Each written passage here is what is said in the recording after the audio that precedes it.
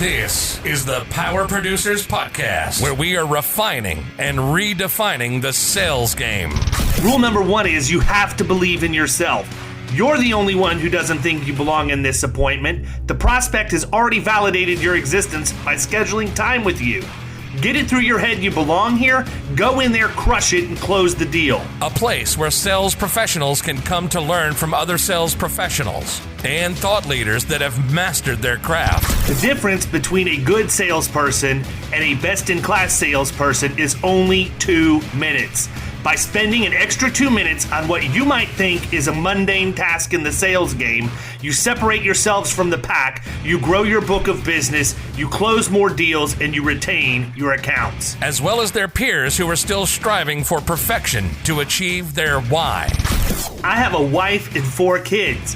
Failure is not an option. Real sales professionals, real stories, real results. It's no different than being a professional baseball player. You can't be a one-trick pony. You have to be a 5-tool player in order to succeed in this game. This is the Power Producers Podcast, production redefined. Are you ready to feel the power? Hey everybody, it's David and Kyle with the Power Producers Podcast, where we're refining and redefining the sales game. We have got Mr. Erik Sjolie from California with us. What's up, man? Hey, how are you guys doing? Excited to be here. Thank you for having me. Listen, I'm good, but once again, Kyle can say it for me. I am just dead in the water on the beard game. Yeah, it's atrocious, man. You are looking pretty clean and young there. Yes. Yeah, well, I mean, that's the whole thing. Even if I had a beard, I wouldn't have a beard. I would just have patches of hair growing sporadically somewhere on my face. But definitely worse. Yeah, it is. I keep it clean shaven for sure. So listen, Erik, talk to us. Tell us, give us the backstory. Tell us who you are, where you came from, how you got into insurance first, and then we'll, really dive deep and hear about your agency and kind of what you're doing with your podcast that I know you're building out there. And, okay. Talk a little shop. Yeah, would love to. Yeah. So no, my name's Erik Sjolie. I own Sky Insurance Brokers. We're based out of Sacramento, California. So grew up in this area. I've been pretty much a California person my entire life. Had a short 1-year stint in Oregon where I went to college. But other than that, this has been my hometown. So I have not moved very far from from where I grew up from. But got the insurance industry in 2007. Really got into it. I was excited to become a financial advisor. So that was the route. I was going to go down that road. Started with New York Life. Had to go the life insurance game, get the securities license. But ended up finding out that I really enjoyed insurance, which was really not where I was trying to go. It's the last thing I wanted to do, to be honest with you, when I started. But I got into it and started doing well. Moved into management at Mass Mutual, and then realized corporate America was not for me. Just going through the daily processes of that and all the red tape and just the way that business was conducted was just not something that was exciting me on a daily basis or somewhere where I wanted to go. So 2011, decided to make the jump and go completely independent. Started my agency. We actually started as a financial and life insurance agency, but right away started adding personal lines, commercial, and group benefits. And then those sides of the business just drastically took off. We've just been on an incredible growth curve for basically the last decade almost. Ended up parting with my securities side in 2014. Just had to make that. Yeah, seriously, man, why even screw with that and all of the regulation and everything? Exactly the problem. You can't even send out a reasonable email to somebody without having the Pope bless it, I think. No, you're right. I was post something on homeowners insurance and it was declined. I got flagged and asked to take it down. They wanted me to shut down my Facebook account. I just said, there's no way to market or grow. And it became such a small side of our business that long term it wasn't making sense because we weren't all in on that side. So you're exactly right. The regulations were crazy. So we've just been growing and, things are good, and we have a solid team out here, and just really enjoying the ride right now. That's what brought you guys got a new building not too long ago, didn't you? Yeah, so we opened a second location. So we ended up purchasing an agency out in this area called Chico and Paradise. You guys might have heard of Paradise. It was one of the historic fires in California a couple of years ago. They've done a documentary on Netflix and all of that, where the whole entire town and everything burned down. That's about an hour and a half away from Sacramento. So through all of that area was hit really hard. You can imagine, and the agency owners were hit really hard, both personally and professionally, from really just a emotional state, right? Dealing with the trauma that was there and clients. So listen, man, here's a question, and this is legit. Is there anything more helpless of a feeling? And let's take the fact that if you see something happening to your kid and you can't dive across a parking lot to stop it. But I mean, as an adult, is there any more helpless of a feeling than knowing there's a natural disaster impending around you, coming to take everything that you've ever owned or created, and you can't do anything at all to stop it? Because we deal with that with the hurricanes, right? It's a white knuckle ride. You never know what's going to happen. And I mean, to me, the wildfires are even worse because they could way less predictable. Not be anywhere near relevant. And then the next thing you know, you got fire barking at your back door. Yeah. I mean, no, it's exactly right. It is. It's a very scary feeling that unfortunately a lot of people in California, between, the fires and the earthquakes, that's just something that we have to just deal with out here. And it is a tremendous, helpless feeling. That's just sad. So when you see people go through it, it's heartbreaking. I mean, the stories that I've heard and seen, and some of our own clients, we had some total losses in that fire. It was really bad. So you said you started as a financial advisor firm, doing the life insurance, and then the personal lines, commercial and group benefits just took off. What do you attribute that to? Good question. I think we found our groove there. So I brought on the personal lines. My idea behind that was it was going to help me recruit really good life agents, because life agents are always chasing first year commissions, right?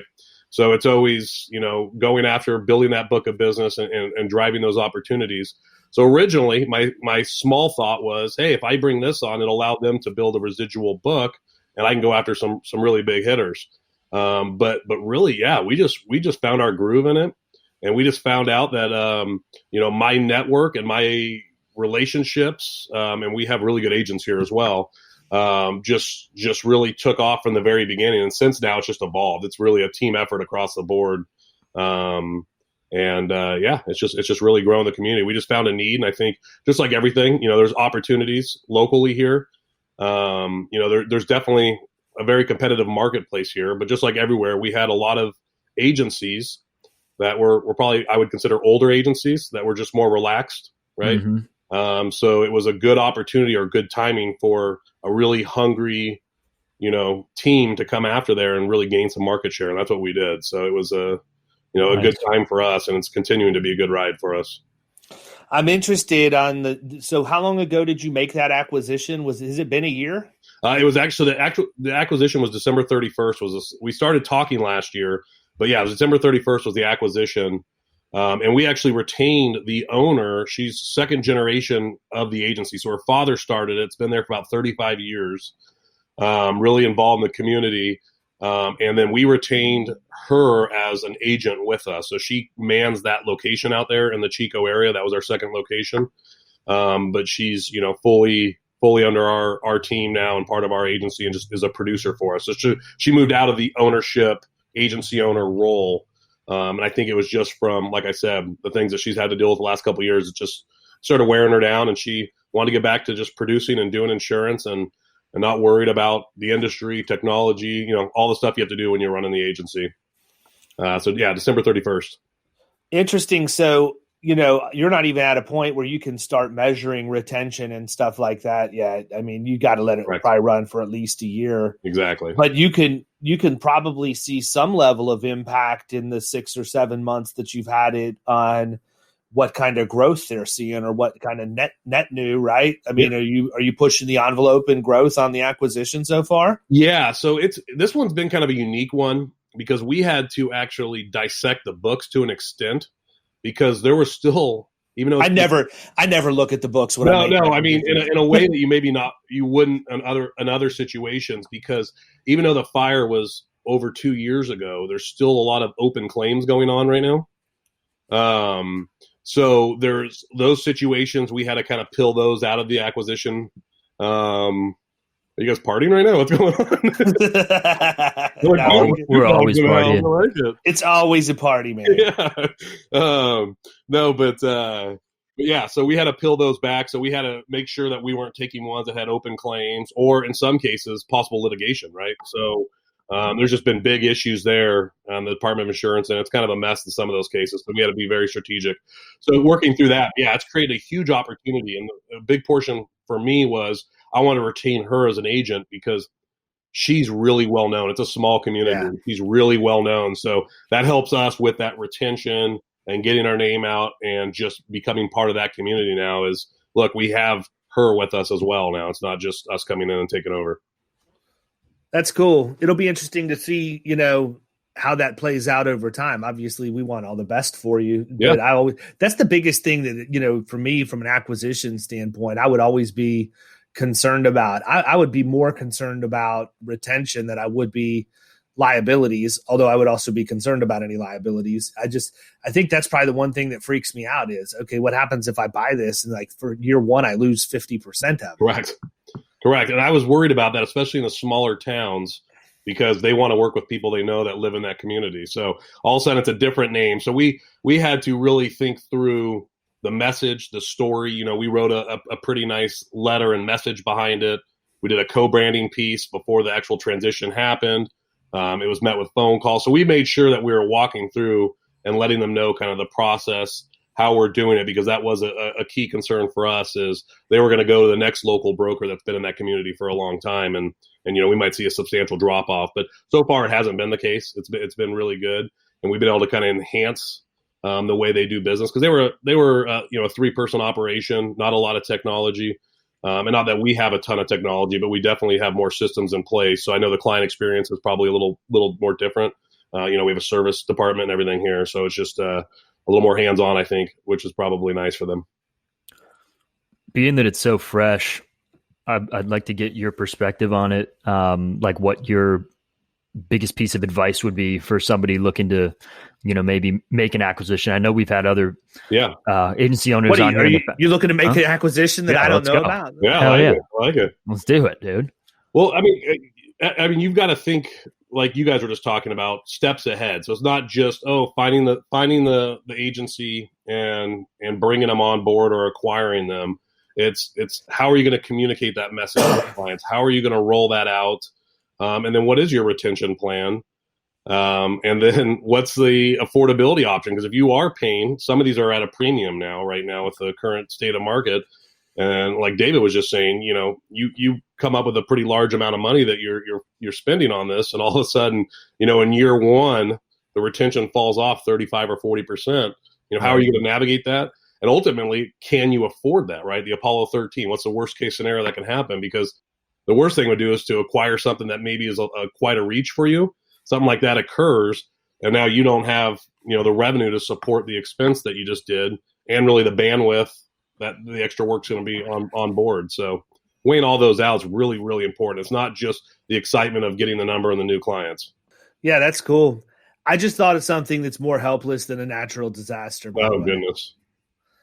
What if you were in that spaceship that had just landed and that thing was spinning and it got out of its gravitational orbit and you just saw the Earth getting smaller and smaller as time went on? That is horrifying. You just know it's over. Yeah, you just got to try to enjoy the view and calm yourself down as you're like, I don't even know what happens at that point because like on Jupiter, I think I weigh 5,000 pounds or something like that. Like all those different forces. Your cartilage and ligaments would be severely hurting at that point in time.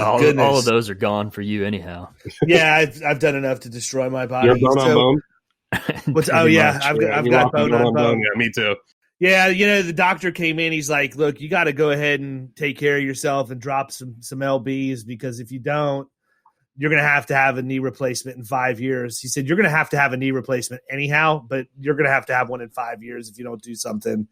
And that's not really what I was looking to have happen in 5 years because that would almost guarantee if I live any kind of a life, I'll have to have another knee replacement and I'll be like 80. Well, that's what they're probably trying to stretch it out because you'd be young for a knee replacement. So, yeah. Yeah. So I need to just keep hitting it hard and dropping weight. How's that whole 30 going? just drilling it. Yeah. You started that, right? I saw you post about that. August 1st. Yeah, we're on point, man. I've I don't got know to if I'll think. lose any weight. I don't know if I'll lose any weight or not because I can't weigh myself for 30 days. But I know that I'll be completely detoxed for sure. Right. Yeah. I've got to think that there's. True. I've got to think that there's some pretty decent recipes. I think we have like a Whole30 book down in our kitchen that I have never opened and maybe won't ever open. But you're that couple. I'll just take your word for it. No, dude. I mean, like Elisa's done keto and all that. Like that's her thing. I mean, I'm skinny, so like whatever, bro. He is, and he eats Chick-fil-A like he's got a hollow leg. Hell yeah! I was pissed that the line was so long yesterday. I had to get a T flats. Yeah, you and me both, man. So, listen, your branding's on point, man. You guys do a really good job with the touch and the feel. Your use of video and things are good. Yep. Talk a little bit about that journey and how that's evolved over the course of the last little bit, because I know if you're anything like me, it's kind of like just sort of try, and then all of a sudden, once you start figuring one thing out, you figure out the next, and it sort of plays off of each other. Yeah, no, that's So, and thank you for that. But yeah, for the last couple of years, it's been a very focused effort to use social media to get our name out there, to be visible personally, as well as our agency, just in the community and in the business community as well. So it's something that a couple of years ago I had to get over, which I think I talked to a lot of people that are. I wish I used social media more. I wish I could do what you do, posting stuff and all of that. But I'm uncomfortable with it. I don't want to use it for business or what have you. And really, even 3 or 4 years ago, I probably was more in that boat as well, where do I cross this over? Is this appropriate? Does it look like I'm trying to toot my own horn? I mean, what's going on here? And a few years ago, I just made the effort that okay, I'm going to get selfish about this. And really, my mind shift is my Facebook post and my Facebook feed that I can scroll through now for the last couple of years is really, I'm just documenting my journey.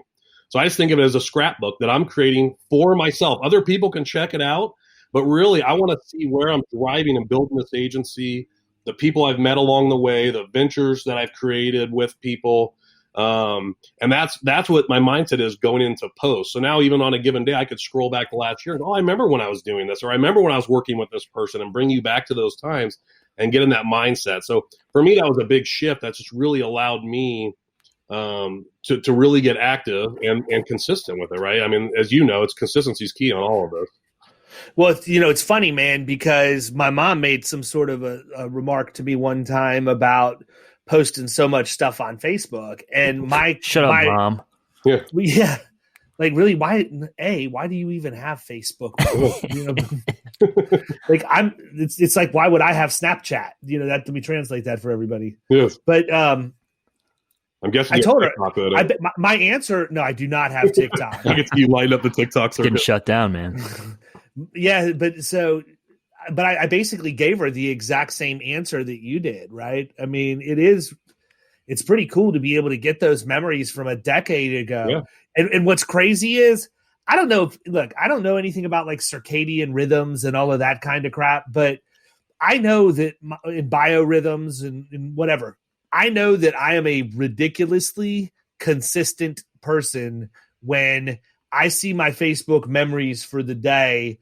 And 2 years ago, 3 years ago, 5 years ago, 7 years ago, I had the exact same meal that I was planning on having for dinner tonight, right? That freaks your head out a little bit. But I think I think it's pretty cool to see like where things have come. Obviously with kids, I like to see how fast the kids have grown. But in the agency world, even I remember, man, like this time 4 years ago, it was me in the dining room. Yeah, right. It was me in the dining room, and I had Modmaster and Broker briefcase and a telephone, and wore out some shoe leather. But I mean, it's been a wild ride in 4 years. Yeah. And everything I thought that I could accomplish, but it's still kind of surreal when you actually see it happen the way you envisioned it happening. No, you're exactly right. And that's where I think these can be utilized as, just like I said, a giant timeline scrapbook for you to see that evolution of that journey. Now the Russians also like that scrapbook. Oh, absolutely. Oh, they're gathering it all. They're scraping data like crazy. They know everything about me. I'm an open book here. Yeah, I was going to say, I quit caring about that a long time ago. If you think I got something you want, come and get it. Well, that's what I said. I have nothing to hide. And at this point, with all the technology, I mean, I'll be sitting here talking to someone, and all of a sudden my Apple Watch will go, "I didn't hear you. What was that?" And it's like, oh, I have to talk louder so they can hear me better. So, there's so much technology. They're always watching, listening, and I just had to get over that, because if you go down that hole, you can really scare yourself. And next thing you know, I'm living in a 1-bedroom cabin in the mountains, not talking to anyone off the grid. So I'm not going that route. with no possessions aside from a Brock Lesnar doll. Exactly. But, so, interesting with the journey in the marketing piece, because I'm kind of the same way. Once you make, I'm the same way with anything. Once I make the decision that I'm going to do something, it's pedal to the metal. Correct. Like there is no dipping your toe in the water. No, I don't have a second, third, and fourth gears. Okay, I'm the same way. We go straight from first to fifth, and then we'll figure it out along the way. But I'm interested now, because I've obviously, with social and the fact that you are a living scrapbook, Erik, and we can all just go to your timeline and see what's going on. I know you've made some upgrades in some investments in technology. Why don't you talk a little bit about that and what that's done for the agency and kind of what you see happening as a result? No, absolutely. So I would consider myself a little later to the game in this than a lot of, yourself included, and some other agency owners that I talk to frequently across the country. But yeah, I just saw our agency's growth year over year. It has been good. But also growth started becoming an issue last couple of years, where it started to scare me in an extent of whoa, how are we going to scale this properly, right? It started wearing on our client experience possibilities, but more importantly, or as importantly, our culture and my team's experience, right? So it started really wearing on them, overloading them, and I realized either, okay, we can continue to keep hiring, which is expensive, right? Continue to build that overhead. And then are we really fixing the problem, or just throwing Band-Aids at the problem at that point? Or do we really dive in and really figure out technology and get some rock solid systems in place that are scalable and replicatable, so we can really build out that client experience, but also the workflow processes from our agency. So that's what was exciting, because we've been doing so well. And in my opinion, the analogy I use is, we were using a wood bat when everyone had aluminum bats, right? So they were smoking the ball quite a bit further on some of the pitches. So for us, last couple of years, I really decided to take a deep dive, evaluate, what technologies are out there, and really go down that rabbit hole. Luckily, there's a lot of amazing agency owners across the country, in the associations and groups the circles we run in, that are open books, right? So they're willing to help, willing to talk. And the exciting thing is, the insurance industry, like probably every industry out there, just, technology is really, really gaining fast, and there's a lot of cool things coming out. And there's obviously the shiny object syndrome too, which I went down. I probably spent way more money and time on systems and applications that I never even used or implemented, but it was just exciting to have and test out without ever rolling them out. I think that's also, if there's a downside to social media and other agents and agencies having access to each other out there, I think that part of it creates the cool kids club too, right? So you see people who make stupid decisions for their agencies because everybody else is doing it, and they don't want to miss out. It's FOMO, man. I mean, it's crazy. And I can attest to that, and I am also guilty of that. So after I went a few years back, I went to my first. Hey, I'm guilty of it. I'm guilty of it. That's why we have personal lines in our agency now. I was afraid I was missing out on something everybody else had. You built the whole department out. Yeah, no, exactly. Yeah. I came back and I remember I got to get this. I got to get this. Oh, this agency's doing this. I got to implement this. And I was just drowning and not implementing anything. And it was causing extra stress. And then, and taking me off my game and really our focus and direction. And I know I was stressing out the team, because I'm rolling out new ideas every month without zero consistency. So I had to take a step back about it, a year and a half, 2 years ago, and say, okay, what do we really need? Let's get the FOMO out of here, and let's focus and really build what our agency needs and that can play to our strengths. Because have a lot of good things working, and what can we do to complement that? And that's really the road we've gone down to. So, one of the systems that I settled on is Better Agency.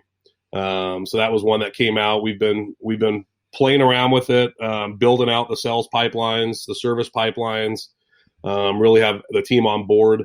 It got to the point where actually about a month ago, I asked, a couple of the team members there, hey, can I just fly down to Phoenix and just sit in a hotel room for a couple of days with you guys and just really drill down on some questions that I have, and really let's just do a deep dive so I can get 100% comfortable with the processes here, so we can just launch everything that the system has to offer, because I was still not fully utilizing it because there might have been trust issues or fears on my part of just, turning these switches on, and now the automation's going out everywhere. But I know what it's capable of. I know where it's going to go, and it's exciting to start rolling it out in our agency. So that's been a key point for us within our agency and the technology side. Good deal. Were you using any kind of a CRM or anything like that before? We use Pipedrive, but again, we just use that probably 5% of its capabilities. No automation. We did a lot of manual stuff here for the client experience that, like I said, I was just realizing wouldn't be scalable long term. Our team, we have about 15 people here in the agency, and it was still just getting way over our head as it was, the scalability part was starting to go. So it seems like that's pretty common. I mean, that's kind of the situation that we've talked about ourselves being in, where we're only using 20% of HubSpot. It's just like something ridiculous like that. Right. Yeah. No, so true. And that's kind of where we're at. We're continuing to roll out, and it's just, I know where we're going, and that's what's exciting now. I have a true game plan, and team's on board. We're all rolling out together. So it's exciting stuff going on in our agency right now. Well, it makes you a smarter operator too, right? Because now you have the ability to get reporting that you may not have had before. You can look at campaigns that are working versus aren't working. You can dial in on the demographics. You may very well be doing a lot of this stuff already, but it's when you go from not having anything. And I'm in the same boat, man.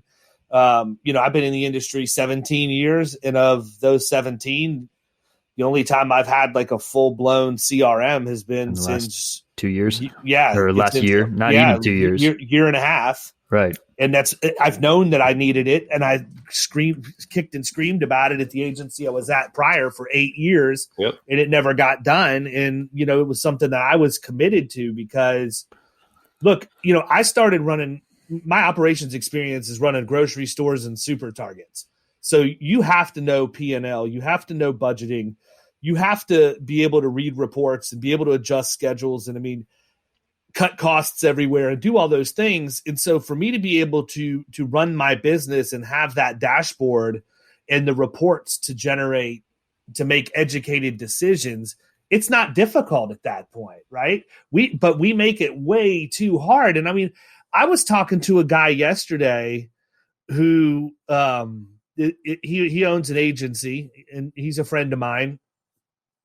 And he was talking about, why he can't focus on, just certain classes of business, meaning pick 4 or 5 classes of commercial business out, and that's what you're going to focus on and do. Because he said, I have to try and get whatever I can in the door because I'm trying to pay the bills and do all of this. So I have to I can't be picky. And I couldn't disagree with him more. Right. And so I let him talk and make his case. And I said, so let me ask you a question, because we had already talked about like 4 or 5. I have a mentor relationship with this guy. We had talked about 4 or 5 accounts that were high premium accounts for him, 100,000+ in premium, but he didn't get any of them. And so I asked him, like, how much time did you spend working on those? Right. And, and then how much revenue did you get? And he said, well, I didn't get any. I said, that's my point. You're working for $0 an hour. Obviously, the strategy's not working. I'd at least like to see you be a little higher than that. And the point is, that's why I think that when you can get dialed in and you can have I will take every ounce of analytics I can ever get, right? Because that just helps me. Like, I'm completely fascinated. I played baseball my entire life. I'm just completely fascinated with all of these stats that they have now from the sabermetric stuff that just came out of nowhere, right? The launch angle, I mean, everything. I know. Like, what does that even mean? You know, Same thing in golf, man. It's the same thing. Yeah, well, it's so funny. I have to share this story at my own expense, but so we have a membership to a very, very nice and very well-known country club that's about an hour and a half, hour, 45 minutes away from where my office is. A little closer to Kyle, probably an hour from the office that he's in. But I was all about it. Like, this was it. I was coming back out. I was going to start taking lessons, hit the range 3-4 days. Like, I was ready to go. And then I saw that they were announcing the Titleist club fitting. So I'm like, yep, that's it. That's the only hole in my game. I got to get custom clubs. I got to go get measured for them, right? So I drove. I got up on a Saturday morning and I drove for an hour and a half, hour and 45 minutes up to this club to stand in line in front of a bunch of people who are way better at golf than what I am, and then be fitted for custom clubs. I had no idea what that meant. I thought maybe he'd measure my forearm, maybe my grip, whatever. Like, I didn't realize I was going to be hitting golf balls. Hang on a second. You think that the way they figure out what clubs you should is to say, "Hey, let me see those forearms, kid. let me measure those bad boys." Yeah, you get a dinner jacket with it. So yeah, well, no, I want to. Maybe they're like measuring length. I don't know, man. You know, like I said, I'm telling the story at my own expense. Forearm measurements. Excuse me, sir. I'm going to need to see your forearms. Yeah. I'm going to show you my freaking forearms. But so anyhow, I just was blown away that like all of the technology they had around fitting you for golf clubs. Yeah. So anyhow, the funny part of the story is not about my forearms, actually, although they were involved. I get up there and he gives me, I play left-handed. So if I were to look like straight ahead of me, like, and then go 15 degrees this way was the cart barn, about 150 yards from where I was standing. If that, maybe not even that, probably 75 yards. Yes. 75 yards tops. So he hands me the club and I rear back and I've got all these old codgers looking and I'm like, I was ready to nail it. And I shot it off the toe and I buzzed the tower in the cart barn. Like that thing was, it was so almost impossible to hit, right, that you can't even believe that I was able to do it. The ball never made it. Like if anybody was standing in there, they would have been dead because it never made it before more than 5.5 feet off the ground. Holy. So I tee up the next one to hit it, and I did the exact same thing. I'm like, dude, this club is not the one for me. Man. Yeah. It was insane. But just all of that technology, we can measure everything at this point. Correct. And that's what's crazy. And I think one of the things that frustrates me the most about our industry is the lack of willingness to adopt change and adopt technology. Correct. Because I don't think it's just, a lot of times you'll hear people talk about technology in the insurance industry and everything else. And, it's, we're lagging, we're behind, whatever. I don't think that's the problem. I mean, it certainly could be part of it. But the other part of it is we're not going to attract the best technology providers until we show them we're going to adapt and adopt technology at the rate other industries do. Right. Exactly. That is just, that's always blown my mind. And, when somebody says, well, I don't have money, to go out and buy a CRM. What do you mean you don't have money to go out and organize every contact it just, the amount of money yeah, exactly.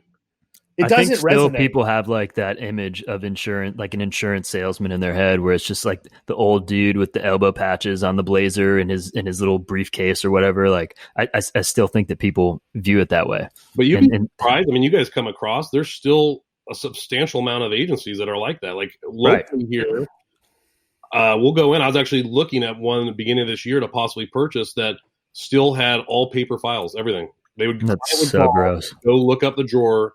They would pull it out. They still had a fax machine. I mean, it was just unbelievable. And that's how they worked. And fax is the best. They had, for them, they had, I think, almost 2 million. Typewriter. Surprised me at that scale. And it was just, it was unbelievable. You're right. So this industry, people have that perception, but there's still a decent percentage that is that perception. Exactly. Crazy. Yeah, it's not even a perception. It's a reality. Yeah, right. It's nuts. And I mean, again, I've said this time and time again over the course of the last couple of weeks, but I think COVID is going to be natural selection for our industry. Yeah. I think that you're going to find, to sort of counter your point earlier, where we've been in a period where agency valuations have been, in my opinion, in some cases artificially high.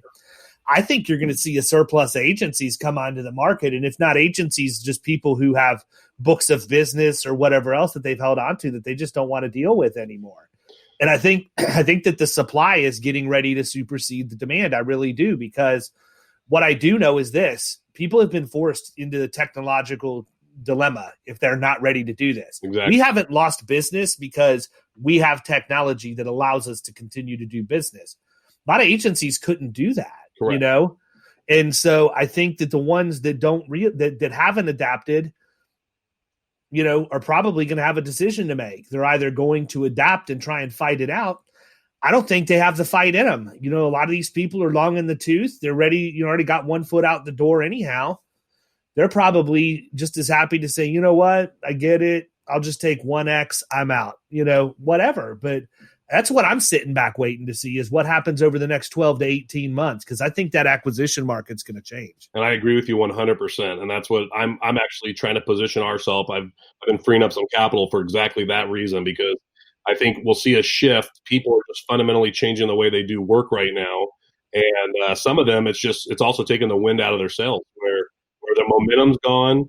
We were talking before you got on about how busy both of our agencies are right now. I said, I know we're crazy busy right now, but I know that there's other agencies that have literally seen a drop off to nothing. And it's just because either their mindset, their drive, they've really kind of rolled into a ball on this COVID thing. And I think for some of them, it's going to be hard for them to restart that engine, and that burnout factor is just going to be there. And then, like you said, then coupled with the reality that, man, a lot of things have changed over this last year. Technology-wise, client experience, client expectation-wise, listen, man, that's a big thing, right? The client experience piece of it is huge, because what's going to happen is these people don't have the ability to do video proposals and all of the other things that we all have. That I have the capability of doing. I'm sure you do too. They don't have the ability to do that. So everybody's shopping, right? That's the one thing I can tell you. Everybody's at home. Apparently, it's like the top 5 things to do when you can't do anything else is you shop your homeowners and auto insurance. 100%. So everybody's shopping, and guess what? They're either going to get an answering system or a sorry, we're not open right now, or whatever else, or they're going to get somebody who has technology and systems in place. They're going to get one taste of that, and they're out. The old way of doing business is over. 100%. I completely agree with you on that. So I think it's weird, because sort of thrown out of nowhere, we've been forced into an environment where, this is what everybody's predicting. You have to be ready for, and you better move so that you're ready for and then COVID happened, and it's like, oh crap, I thought we had like 2 or 3 more years for all this. Exactly. Things as simple as webcams. You couldn't even buy a webcam. I don't know if you can now or not, but sold out. I should have put money into Logitech. That and toilet paper. Yeah, exactly. Yeah. And Coors Light. I guess they stopped production for a while, so we had a Coors Light shortage out here in California on tap. That was devastating for me. There's no way that COVID could live in that mountain freshness. There's no way. Every tap was out, so it was bad. Actually, it might have been good depending on your perspective of Coors Light. I'm not a fan. Yeah, You're not a silver bullet guy. I'm a Coors Light guy. Yeah, it's interesting. I know a lot of people who are. I just like a never. Thing. Yeah, or a water and alcohol thing. Yeah, well, there you go. Yeah. So, talk a little bit about your podcast, man. I know you guys are doing some stuff to help get some exposure to businesses out your way. I've listened to several of the episodes, and just interested in kind of what your thoughts are around that and how it's affected you. Yeah, no. So, our podcast was something that came about because of COVID, but it was really kind of coupled with, we've had a motto in our agency, and we use it for a lot of branding called refuse to be average. So it's something that I tag and hashtag on basically everything. We have shirts made, a lot of customers and people in the community love the swag of it, but it's something that our agency is known for, and it's really a rally cry for our agency and culture. So it's something that's in our DNA. But then when this COVID thing came about, I was witnessing a lot of businesses in different industries that obviously were having to adapt. And just like we were just talking about the insurance industry with tech, restaurants were forced to, adapt, and some of them didn't want to. And unfortunately, we're seeing a lot of closures in our area. I'm sure in your area as well, where they just couldn't survive.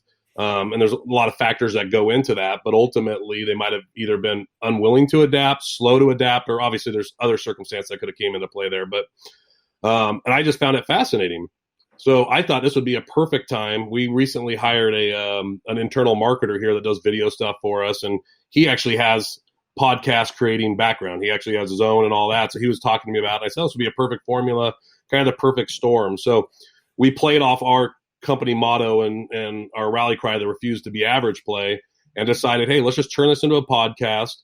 For me, I don't do it to really market insurance whatsoever. It's really just to allow people in our community just to get their story out and just hear what they're doing right now. So right now it's been focused, we started it in, I believe, April. It's been focused all around kind of COVID and how their industry and business is affected and things they've done to maintain. After this, after COVID, whenever this time is, we'll see what it evolves to. But really, it's just showcasing certain, people that I feel are not average in their industry. So we've brought on some mortgage people to talk about what's going on in the market, real estate, obviously, and how their industry has drastically changed selling the homes. But we brought on a really popular restaurant here in the Sacramento area and things that they did to adapt, because the restaurant market was one of the industries hit really, really hard. So it just allowed us. We brought on an individual who's actually a family member of mine who had a really big operation. He did a spray tanning solution really globally, right? So you'd sell to salons and mobile spray tanners. Well, obviously that industry kind of came to a screeching halt because people aren't going on vacation, right. And they couldn't, the salons were all shut down basically around the country. So people, last thing they were thinking about is I need to get my spray tan done right now. So what they did is, they recreated, he has a factory down in Long Beach, California, and they ended up, turning their factory and creating sanitizer and disinfectant spray. And disinfectant spray can be used in their same spray guns they do to do the, mobile spray tanning. So he created almost an industry now for these mobile spray tanners to go out and disinfect businesses and got them all certified on it and stuff like that. So it was just neat. They're able to pivot, and now they're flourishing in this marketplace and they're selling out everything. So it's just, it's just interesting to see how people evolve in the industries and how they're being affected. So really that was the idea and brainchild behind the podcast. It's been really fun. I think we've recorded 8 or 9 now. But it's just great to sit down with individuals for, roughly an hour and just kind of like what we're doing here is just chat. Yeah. And for me, it's not the industry I'm in. So it's fascinating for me now to learn, the intricacies of their industry and things that they've had to do to pivot. And it's been really nice. So it's just allowing me here locally. Right now, it's more local people in Northern California, just to really showcase and get their stories out. And that's really what it's been focused. But so we call it the Refuse to Be Average podcast. It was, we had the artwork already done because we have it here at our company. So we just kind of played on that and rolled with it. And it worked really well. So it's been fun, man. It's fun. You know who else refused to be average? Who's that? That little boy that kept his sister from getting mauled by the dog. Have you seen this kid on the news? Oh yeah, dude, sure. All of the Avengers called him individually yesterday to wish him a happy birthday. Yeah, it was pretty cool. But holy crap, this kid's like trained in jiu-jitsu, and I mean, like, I can't even imagine. Because he was like 6 or 7, right? Wasn't the sister? Yeah, he's like 6 or 7, so he's not even a kid. Yeah, he was like a little kid. Yeah, like I couldn't imagine what his face looked like before the surgery because it looks like they had to graft some skin because he's got a patch. It kind of looks like Jose Aldo a little bit, the UFC fighter who has that same smooth patch right there. But I saw him on the thing last night where the Avengers were calling him, and I'm just thinking, I can't even That's just what runs definitely through your head? Not average. I mean, as his father, how proud of you are you of your son? A 6-year-old son that already has that call to action as a protector, especially on his little sister. And I couldn't even imagine. That was such a neat story. Yeah, and I want to know like the circumstances around it because as an armchair TV watcher, I want to know where the heck the dad was. It's great to be proud. What are you sitting there popping Bud Heavies on the porch, raising them up because your boy did a good job? I mean, where was he? Should have been the one in there. Come on, Dad, where you at? That's a good point. I wonder what happened to that dog after the fact. Oh, I can tell you. Listen, I can tell you what would have happened to that dog. I thought that. Yeah, if it was my kids, I would. There's no doubt. Listen, I went through Was it their dog? That I didn't know that part. Oh, was it theirs? I don't know. That's what I'm asking. Family dog. I'm sorry, I can't go on that conjecture. I was asking a question. Yeah, I don't know. I don't know if I can't answer that. I'll do some research and get back to you. Thank you. When Caroline was born, I was going to take Grayson to the hospital to go pick her up. And we have our next door neighbor has a freaking pit bull that is just foul. It's nasty. I mean, and just gross. Like not even, I don't know about fighting and all that. He's just a gross looking dog. Scary. So we were walking out to the car and the thing freaking darts over from my neighbor's yard and attacks Grayson and latches onto his arm. And I'm like, you've got gun's coming out, dude. Gun's coming out and there blowing was his no head off. time. There's no time for the gun to come out. Number one. No. Like the next day, I'm going over to their yard. I'm shooting him in the what face. What did happen was I gave that thing the world's fastest atomic elbow. Like you've never seen somebody's elbow come out and just, I went full boom, like WWE style, and I got it to release. And then I rolled over again and double donkey kicked it to get it off me. And I picked up Grayson. And by then, there's nothing worse than a double donkey kick. Oh, that's one of the most devastating moves ever. The double donkey kick. Yeah, I just crush it, right? So even donkey kick's probably not the right answer because you have to really be on all fours to do the donkey kick. I was kind of on my side. Anyhow, neighbor comes out and I just lost it. And I basically told him that I was going to turn his dog into a science experiment. But first I need to go pick up my newborn daughter from the hospital. But I mean, it's a helpless feeling, man. And I mean, you the thing is, I don't know. It'd be interesting to study the psychology behind that. Hang on a second. Is the dog still there? Like what's the deal? I think it's dead. I didn't kill it, but I've not seen it in years. Okay. But yeah, I think it would be interesting to study that psychology, that sort of fight or flight, and what makes people make those split second decisions or how they're influenced or whatever, because you don't think. No, exactly. And it's just when it comes down to your natural instincts. Like, have either of you ever had a gun pulled on you? Yes. Yeah. So I mean, it's the same thing, right? Like, I don't know what the circumstances were. I know mine were not favorable. I had a lot of money and the other guy wanted it. And I remember yours, actually. I think you told me that story, but probably. You have to diffuse finer moments. Yeah, you have to diffuse situations really, really quickly. You don't have time to think. Like, so is it luck? Like, it would just be really interesting to see how deep in the brain you have to go to figure out that part. And is it nature or nurture that drives you on your response too, right? Yeah. Is it something that's just instilled? I mean, obviously, this boy, being so young, it's probably more nature, but possibly nurture as well. But then, when you see adults, how they respond, is it something that they learned over time, or is it something that just, like you said, is just deep down inside right at the beginning? You're either a fighter or a flighter. Yeah, I don't know, man. I think it's got to be a combination of the two. I mean, the kid knew jiu-jitsu or something. You said, right? Oh yeah, no, he was. Yeah, so I think it's a little bit of both. Yeah, it's nuts. So, Eric, what do you see for the future, man? What's the rest of 2020 look like for you? For us, we the first half of the year has been just crazy busy. We just recently, the beginning of July, brought on a very well-known insurance marketer in our area. She's worked for another agency, and she basically is a relationship manager with a lot of lenders and realtors in the area. Has a lot of them that refer business to her. So the place that she was at, she was driving probably upwards of 250 quote opportunities a month, just her alone. So we ended up, she's someone that I've talked to for years, and her and I bounced back and forth. There was finally an opportunity for me to grab her. So she came on board. So I think the second half of the year is getting our systems dialed in, because we're breaking them again right now, the ones we set up again this year.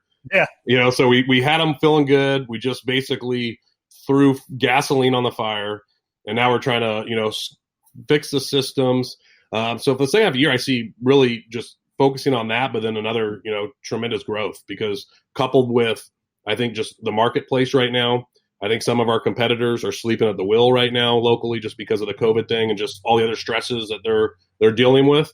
So our team, it's a rally cry right now. We see an opportunity to gain some market share, and we're going after it here in our region. So I'm excited. I'm excited for the second half of this year, and I'm excited to see really where our agency is. Let's even just say in January, from a systems process, we've been spending a lot of time on it. It's coming together, and already every day I'm getting excited seeing it's working and flowing and stuff like that. So just rounding all those out. So that's where really where we're coming from.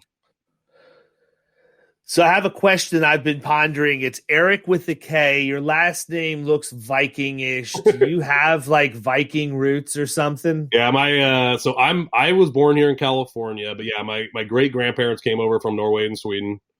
So I have a lot of family that I have yet to even meet that lives in Minnesota, right? So that's where a lot of them settled. They were all farmers. Oh, really? But yeah, so my grandparents were all born in Minnesota. They moved out here, but yeah, we definitely have the Norwegian heritage.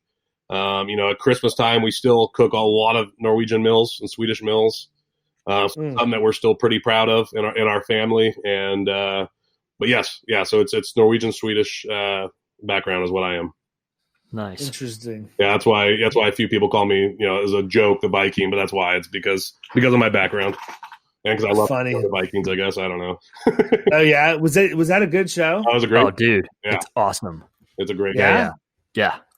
May have to check that out. Oh, yeah. I've been looking for something, lately. Feel like there's a void in my life. No more Sopranos, no more Sons of Anarchy. Yeah. Do you like UFC fighting? What's that? You like UFC fighting? Oh, yeah, man. I'm on Netflix. hardcore. I think it's on its third season. I just started watching it. I think it's called The Kingdom. Yeah? I haven't heard that one. It has, I think, one of the Jonas Brothers is one of the actors in it, but it is phenomenal. I'm on the second season. I just like everything I do. I just do crazy, so I'm binge watching it like crazy. Yeah. It's on the second season, but it's a good show. I would highly recommend looking at it. It's on Netflix right now, so I think they're 3 seasons in on there. How about Netflix has adapted and stepped up their game, right? Oh, yeah. They're the ones that basically put the video stores like Blockbuster and all of them out of business, and they were starting to face some issues of their own, and it seems like they've recovered nicely. We don't really watch it that much, but we have it. Well, yeah, it's probably a lot of people just like me Every paying day. Netflix for 10 years and watch it 3 times a month. Well, when they first started, remember, they would just mail you the movies. Yes, I still have some of them. A little company called Redbox came out, and it looked like Netflix was going to just collapse, right? They were falling apart. Their stock was falling. And all of a sudden, they reinvented the whole streaming side and just tore apart everyone at that point. Well, even that, but not just that. Like the deals they've cut with people like Adam Sandler and doing movies. Their exclusive stuff. Their movies are solid. Yep. Like it's been pretty interesting to see that whole thing. Yeah, Apple's starting to do that too now. Apple's starting to produce their own movies and content too. Yeah, it's crazy. Again, people, you got to adapt. Yep. Sorry, DirecTV, you're in trouble.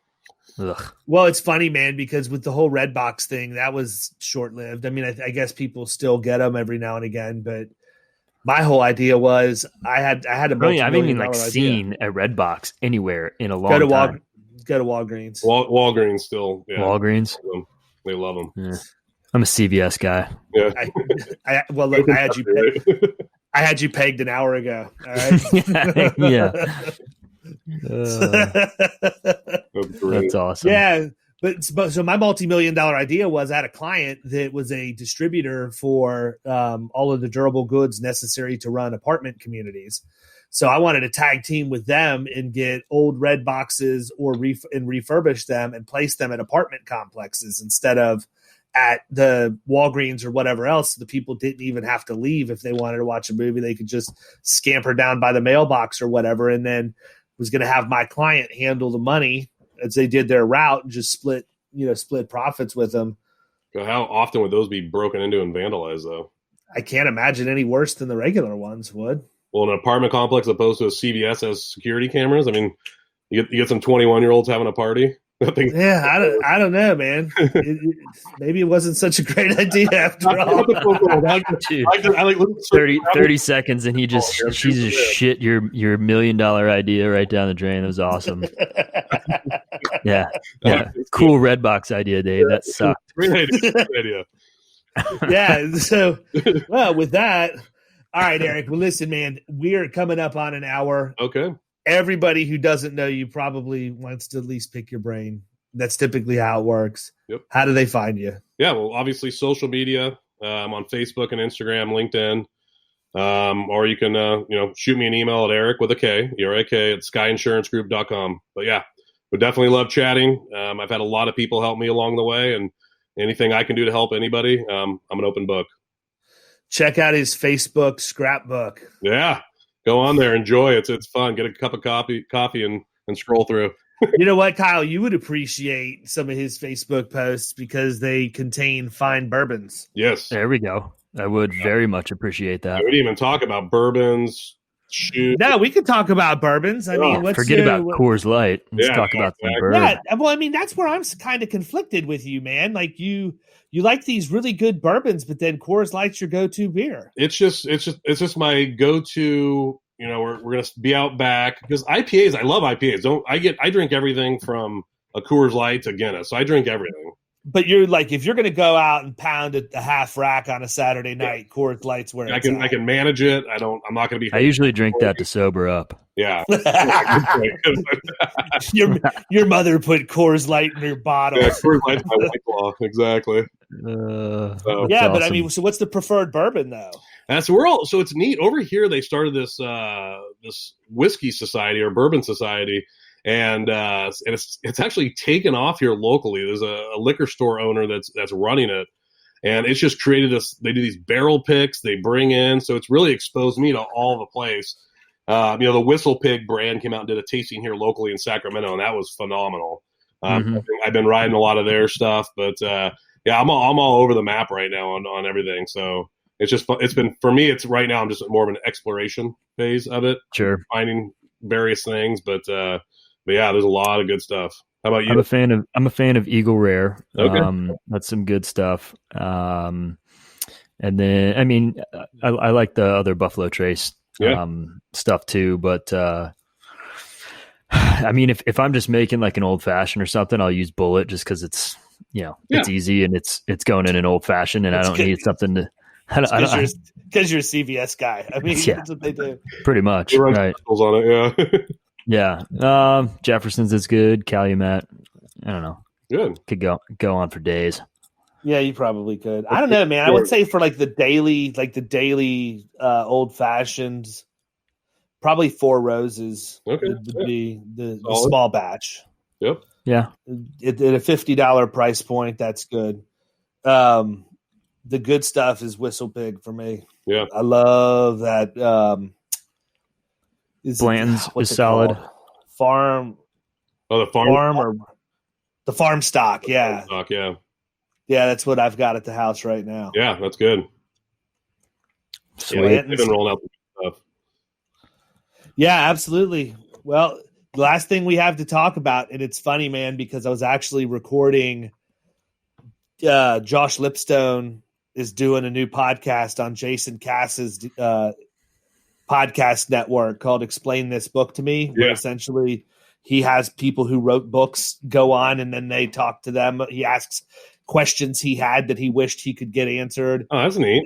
It's interesting concept, but I was recording with him, and so he was talking about in my book where I was saying you have to wear a good pair of shoes or whatever else, and he said, so tell me, man, what's it look like? What's the ideal pair of shoes that you wear? And I'm thinking this is kind of foreshadowing because Eric knows I'm going to bust his chops a little bit about fine men's footwear. Yeah. But I told him, I'm like, it all depends. Nicaraguan iguana. Yeah. Yeah. It all depends. If I'm going where they have the Tommy Bahama pants and shirt, then I'm probably going to go with the Louis V driving shoes and no socks. If I'm meeting with a banker, I'm going to wear closed-toed or wingtip Oxfords. You know, you got to know the part, man. I told him, I said, look, I spend too much money on footwear. This is probably not a good question to ask me. Yeah, that's absolutely that's I am. That's one of my guilty pleasures, if you will, is I have way too many shoes. But it started out with Air Jordans in 1984. I have tons of Jordans. I just actually bought some Jordan golf shoes. You weren't even born when I had my first pair of Jordans. So you still get the retros though. Yeah, you can. It's I wonder what those things would be worth today. $1,000. They're worth. Have you ever seen the StockX site that like rates it's stock market and stuff? I mean, there's pairs. My middle name's StockX. Yeah, I have the app on my phone. It's like a couple thou. I have a tattoo of it on my back. There's pairs of like special edition J's that are $15K. Oh yeah, no, I've seen them. But I'd be interested in knowing what the original. Dude, they're on StockX all the time. Don't even the Jordan ones. Hey, by the way, you know who's into Jordans hot and heavy? It's Josh Gurley. Yeah, I did see him post something about him. Like he snagged a pair while he was down here or something. Pair of the Jordan 1 all white. Why are you making that face? I'm agreeing. Dude, your internet's so awesome. Oh, really? Your internet's terrible. We got to wrap up. All right, whatever. Yeah. All right, man. Well, listen, dude, it's been a pleasure, man. Yeah, it's been great.